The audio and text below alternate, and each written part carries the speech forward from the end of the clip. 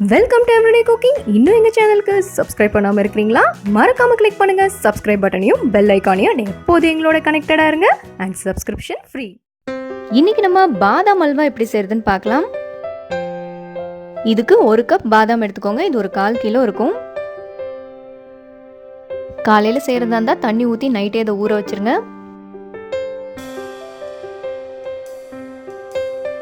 இது இப்போ நல்லா ஊறிடுச்சு. இப்போ தோலை ரிமூவ் பண்ணிடலாம். பாதாம் நல்லா ஊறி இருந்தால் தோல் ஈஸியாக வரும்.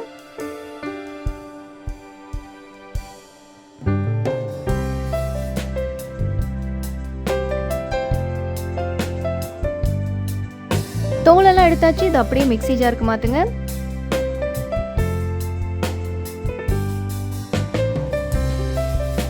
நம்ம பாதாமோட பால் சேர்த்து அரைக்க போகிறோம். முதல்ல பால் சேர்க்காம ஒரு அரை அரைச்சிக்கோங்க. ஓரளவுக்கு அரைச்சாச்சு. இப்போ பால் சேர்த்துக்கலாம். 1/2 கப் காய்ச்சி ஆற வச்ச பால். பாதாமையும் பாலையும் ஒன்றா சேர்த்து அரைச்சிங்கன்னா அவ்வளோவா அரைப்படாது. ஃபஸ்ட்டு பாதாம் இந்த மாதிரி அரைச்சிட்டு அப்புறம் பால் சேர்த்து அரைச்சிங்கன்னா நல்லா மையம் அரைப்படும். இதுவும் அரைச்சாச்சு. நல்லா மையாவும் அரைப்பட்டிருக்கு.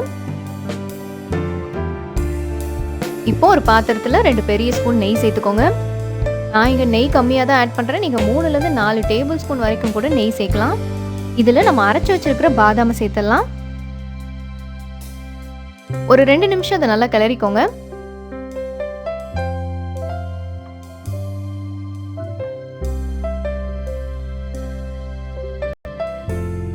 ரெண்டு நிமிஷம் கிளறினதுக்கு அப்புறம் 1 கப் சர்க்கரை ஆட் பண்ணுங்க.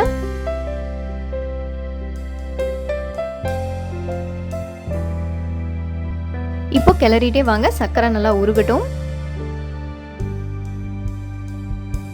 இந்த கேப்ல நான் ஒரு பிஞ்ச் குங்குமப்பூவை பாலில் ஊற போட்டு வச்சிருக்கேன். இது ஒரு 1/4 கப் பால். 1/2 மணி நேரமா இந்த குங்குமப்பூ இதில் ஊறிட்டு இருக்கு. இதை இப்போ சேர்த்து மறுபடியும் கிளற ஆரம்பிங்க.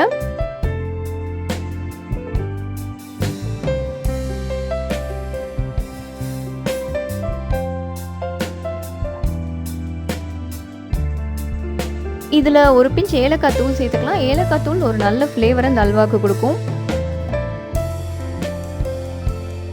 நல்லா கிளறிட்டே வாங்க. ஒரு ஸ்டேஜில் ஓரம்லாம் ஒட்டாமல் வரும்.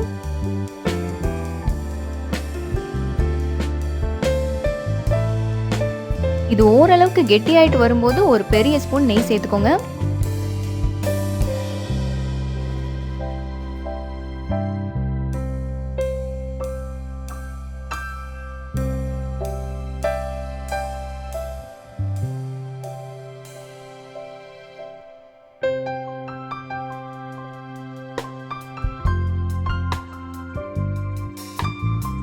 இது நல்லா கெட்டி ஆயிடுச்சு. ஓரெல்லாம் ஒட்டாமல் வந்துருச்சு.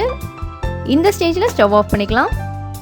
உங்களுக்கு வேணும்னா இந்த ஸ்டேஜில் இன்னும் கொஞ்சம் கூட நெய் விட்டு கிளறலாம். இன்னொரு 1/4 கப் அளவுக்கு நெய் ஊற்றி கிண்டிங்கன்னா நல்லா நெய் மிதக்க அல்வா சூப்பராக ரெடி ஆகிடும். இந்த மாதிரி நெய் கம்மியாக ஊற்றி செஞ்சால் கூட இந்த அல்வா ரொம்ப நல்லாயிருக்கும். ட்ரை பண்ணி பாருங்கள். ஸோ இங்கே அல்வா ரெடி ஆகிடுச்சு. இதுக்கு மேலே கொஞ்சமாக நறுக்கின பாதாமும் குங்குமப்பூவும் சேர்த்துக்கோங்க. இந்த ரெசிபி உங்களுக்கு பிடிச்சிருக்கும் நம்புறோம். வேறொரு இன்ட்ரெஸ்டிங்கான ரெசிபியோட உங்களை சந்திக்கிறோம். மறக்காம எங்க சேனலுக்கு சப்ஸ்கிரைப் பண்ணுங்க.